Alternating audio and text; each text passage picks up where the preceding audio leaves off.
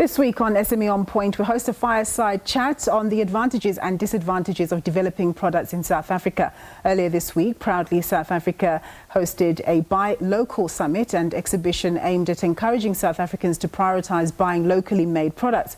So what is it, or what's the experience of founders of businesses producing products locally? Is it worth it? Where do the opportunities lie? Well, our guest today will help us to unpack some of their experiences. I'm joined by Palesa Mamare-gane, the founder of Bloom Handcrafted, and Nina Sedumedi. She's the founder of She's Made in South Africa, or SA. Thank you very much, ladies, for joining us. Nina, perhaps I can start with you. It's a question that I'm also going to pose to Palesa, and that is, what sort of challenges have you faced producing goods locally in the South African market and even securing a market?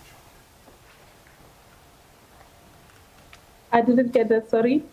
Yes, I wanted to ask you, what sort of challenges have you faced in terms of producing goods locally as well as finding a local market?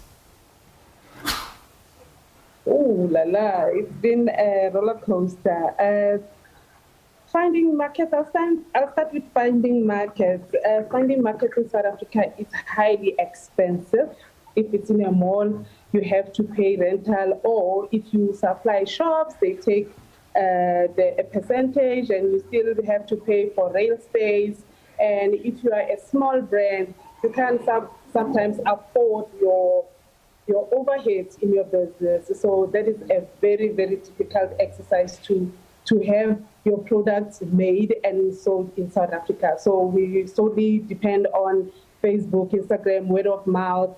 And that is not the concrete market because it limits you to produce small and not in quantities. Yeah. So it keeps you at the same position as a brand. So that is a very huge challenge to find markets in South Africa. Palesa, I see you furiously shaking your head in agreement.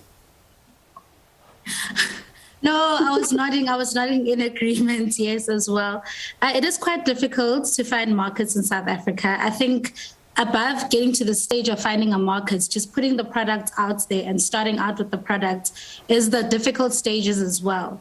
Especially in the markets that I'm in, there's not a lot of suppliers for my actual products since I make them from scratch. So even, it's all good and well to market a product and maybe find buyers or customers, but just getting the product out in itself was quite difficult because it's such a big disconnect from the business plan and the dream to the actual execution of what you want to do. And then you get to the hurdles that Nina had mentioned, that the market is also quite difficult. Also, sometimes you feel like the market is saturated. There's more than one person doing what you do. You're a small business. You don't have high-end quality equipment. You're starting out. So it just makes it difficult and a bit intimidating. Where people obviously pose questions like, why choose her or why choose Bloom Handcrafted? So it isn't an easy market to tap into, but like again, Nina said, it's easier when you use social media, use Facebook, but sometimes you want the bigger brands to also show you acknowledgement. You want the bigger companies to acknowledge you and what you do, even though we are grateful for obviously the target markets that we're currently dominating in. So given the backdrop that you've both given us about some of the challenges, of course we've had the Proudly South African initiative pushing for people to buy local. How practical and realistic do you think that's going to be, given that we are in a very open economy, very open market that also buys imports, cheap imports from the likes of China and so on and so forth? There's a lot of competition there. Do you think that South Africans who are already cash-strapped will be conscious about buying local when they can buy a cheaper product that comes from overseas? That's to you, Nina.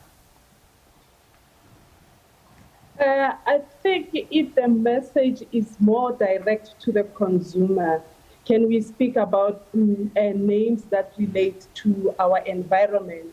Instead of saying buy local, buy veggies, can we say buy from Mama Zodwa? Then it will hit home to the consumer. So I think the market is not clear, it's not sending the clear direction of buying local. If we can say messages that relate, you talk about, I remember during lockdown there was an advert by Proudly South African, And it was not direct. It was buy wine, buy this, buy that. But if for a consumer, sometimes you won't get the message until it's something that resonates with your environment. Then you would start recognizing, oh, there is local brands, so we need to buy local. So I think the message should be more direct, and the influx of fast fashion in South Africa is also making our life very difficult, because if you go to big shops and you see a whole lot of stock in the shop and you're thinking, when are they going to get to my stuff? Yeah, no, absolutely. So I think the message should be more direct. Palesa, just in terms of support that's available to entrepreneurs and SMEs, of course, we always hear, for example, that access to finance is quite a challenge. From a government perspective, in terms of the solutions and support that they offer, are you satisfied, or do you think that they could actually do more? They could do more, because... Sorry. That was directed to Palesa, but you can pick up on it afterwards. Palesa, over to you. Yeah, I think it's quite a heated topic, seeing that Nina could obviously jump in and answer there as well. But the very unfortunate part about what's going on is the fact that it is difficult and it is discouraging to a point where you don't even consider that kind of funding. So when I started out, there was no way where I said, okay, the goal, or one of the short-term goals, is to at least get to a point or a hurdle where at least I get to apply for funding or look through avenues or branches where funding is an option by the government. So already, it says a lot about how accessible that kind of platform is. And I think it's quite difficult for a lot of people that don't have the advantages that maybe Nina and I had. I don't know if Nina got funding, but maybe we've got support. We've got financial support from the people around us. We've made a few financial decisions that have obviously put us a step closer than most people that have just stuck at the business plan phase. So I think that speaks out a lot, that a lot of people, when they do want to start a business, they don't even, even in the conversations that we have amongst other entrepreneurs amongst us, where no one is saying, hey, guys, actually, there's this and this, or there's SME initiative where we can get some sort of funding. No, it's already, how much am I going to save up, or how much did you start out with? So I think that in itself is a big indication on where we are in terms of funding. Yeah, your view, Nina, very briefly on this issue. My view, it's very, like what the lady just said, it's very true. And even if you create spaces for you and say, I am this far, can you reach me this far? It doesn't even happen. I opened a shop in December in the CBD, and I was literally out of cash just to do the shop fittings, and I was hosting other designers inside the shop.